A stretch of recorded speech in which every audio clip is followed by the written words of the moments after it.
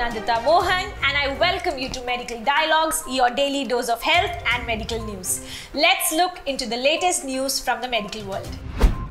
Dentists need to collaborate with occupational therapists to provide ASD-specific strategies.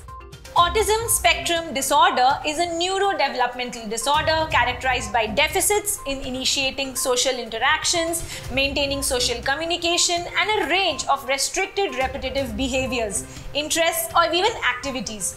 Deficits in social interactions and communication include challenges in social, emotional, reciprocity, non-verbal communication, and establishing or even understanding relationships. Children with autism spectrum disorders are even at a high risk for oral health disparities. With the dramatic rise in autism spectrum disorders, prevalence to 1 in 54 children, it is likely that an increasing number of dental practitioners will encounter or be asked to treat children with autism spectrum disorders. Therefore, it has been suggested that dentists can collaborate with occupational therapists to provide autism spectrum disorder specific strategies. Occupational therapists and dentists can work together to plan modifications to the dental environment or adapt dental protocols to reduce some of the barriers encountered by those with autism spectrum disorders.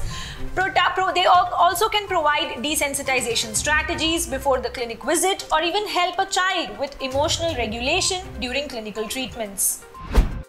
Patients below 40 more likely to recover from COVID-19 related smell and taste loss. Sense of smell or taste returns within 6 months, but for 4 out of 5 COVID-19 survivors who have lost these senses, and those under 40 are more likely to recover these senses than older adults, reported a study published in the American Journal of Otolaryngology. What symptoms COVID-19 survivors experienced and what pre-existing conditions they also offered insights into the study. Those with a history of head injury were less likely to recover their sense of smell. Recovery was also less likely for those who had shortness of breath during COVID-19. However, those with nasal congestion had a higher likelihood of smell recovery.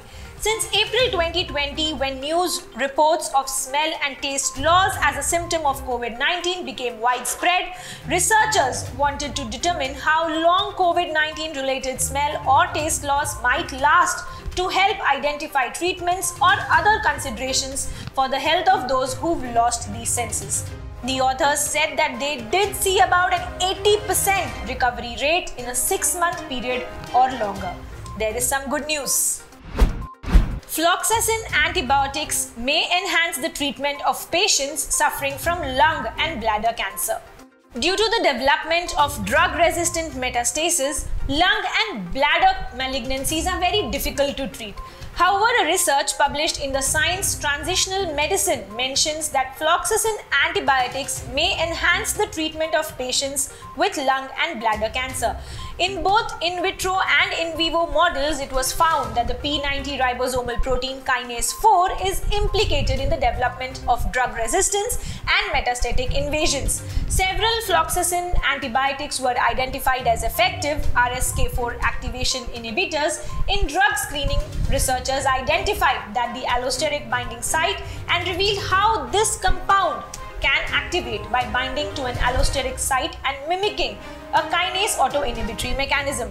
As a result, the RSK4 inhibition may be a viable therapeutic approach for treating lung and bladder cancer. This research shows that floxacins may be repurposed against lung and bladder malignancies.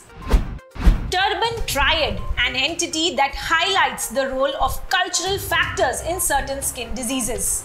Sikhism is a religion of the Indian subcontinent in which cutting the scalp hair is forbidden. An article describing a new triad of symptoms and signs seen in these populations was recently published in the Indian Dermatology Online Journal. A teenage girl presented with a 3-year history of painful, non-healing erythematous thickened skin over the antihelix and retroauricular folds with comedones and inflammatory papules limited to the forehead.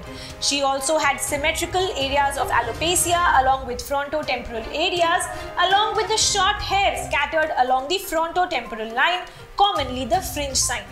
All of these features could be explained by the turban headgear she wore regularly for the last 5 years. She was diagnosed with a turban ear, acne mechanica and traction alopecia, all stemming from tightly wrapping the turban around her head with lesions in the areas of maximum contact with the turban. Turban ear is like acanthoma fissuratum seen in spectacle wearers, a response of the facial skin to repeated trauma and friction. Repeated rubbing due to turban leads to the follicular ostia damage, which along with continuous occlusion causes hyperhydration of the skin, causing problems in resisting shear force, resulting in papules and even pustules. Traction alopecia is a non-scarring alopecia due to tight hairstyles, and this is a common disorder among Sikh patients. Management of this condition is a great challenge in these patients, as the cutting of hair or even removing the turban is forbidden by the religion, especially in males. The patient was prescribed a combination of topical benzoyl peroxide and clindamycin for her acne lesions, mild topical steroids for the ears and topical minoxidil for traction alopecia with some improvement. Since the patient was a female, she agreed to substitute her turban for a dupatta. However, this may not be an option for Sikh males. In the male Sikh patients, advice can be given to prevent the Turban Triad to occur.